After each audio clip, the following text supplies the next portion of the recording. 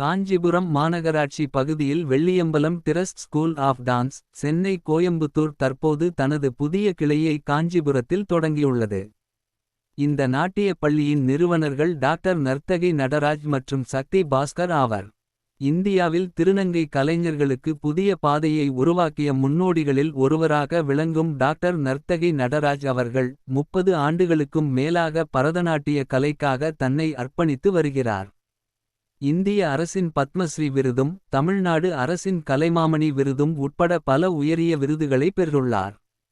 திருநங்கை என்ற சொல்லை சமூகத்தில் பரவலாக அறிமுகப்படுத்தியவர்களில் முக்கியமானவராகவும் திகழ்கிறார். கலை வளர்மணி சக்தி பாஸ்கர் அவர்களுடன் இணைந்து வெள்ளியம்பலம் டிரஸ்ட் ஸ்கூல் ஆஃப் டான்ஸை காஞ்சிபுரத்தில் நிறுவியுள்ளார்.